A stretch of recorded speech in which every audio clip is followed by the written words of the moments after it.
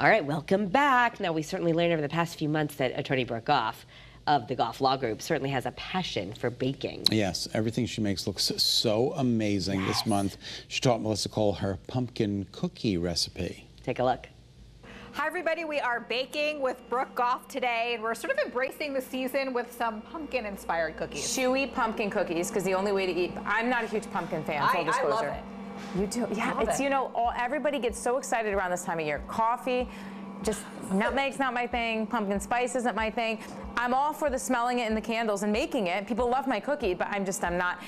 But for all of those pumpkin lovers out there, here we go. We're going to celebrate the incoming fall, which I think we're pretty ready for. Yeah, we had a nice hot summer. It was too hot, so it's time to cool off a little bit. So are these pumpkin chocolate chip or just pumpkin? Nope, chewy pumpkin cookies, period, end of discussion. Okay. So what's in here is a stick and a half of butter and brown sugar. That's it. Don't forget, our butter is a moisture agent, and our brown sugar, molasses, is a moisture agent too, right? So you're going to mix this together. You want it to kind of get a little fluffy, I'll be honest. Again, my favorite mixer. And they should probably send me one of these. Of all the time, all the shout outs, they include our mixers, yes. But I think I deserve more than just a like on Facebook. We got to deal with them with that. All right, so you want the butter to be room temperature, right? Butters were always room temperature. It's softened for these special, anything chewy equals moisture, room temperature, always. So 2 egg yolks only.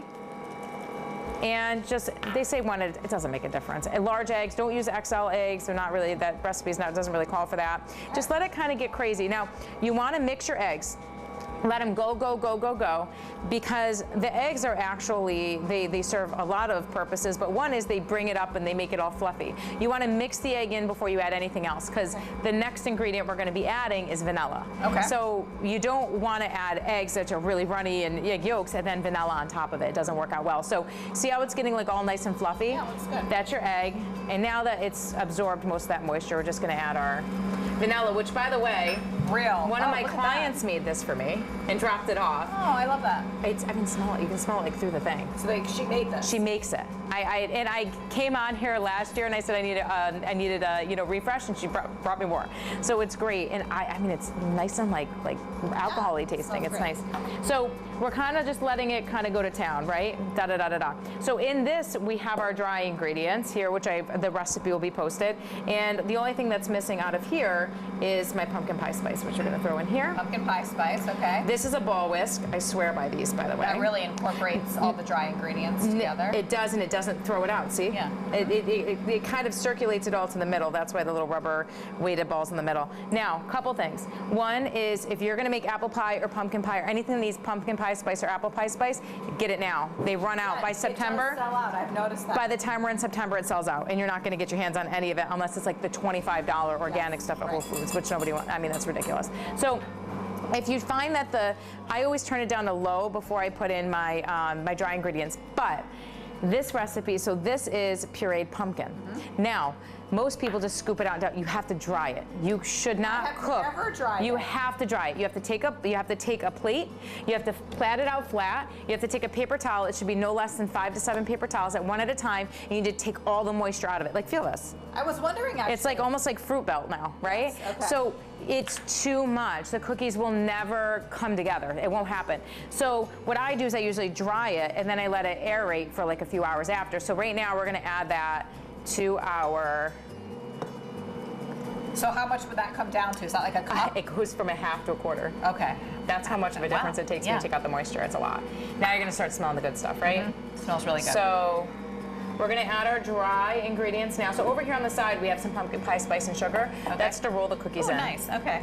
And while we're mixing this, we're also going to give a little tidbit here about some personal injury stuff. Yeah, so what do dog bites and pumpkin pie cookies have in common? Nothing. But the dog bites, it is the season. I'm getting tons of these cases in every day. A couple things people need to know is, one, and these are questions I've been faced in the last week, in the event that you are bitten by a dog, and the person that owns the dog lives with you and is under the same policy, you're not getting coverage, okay?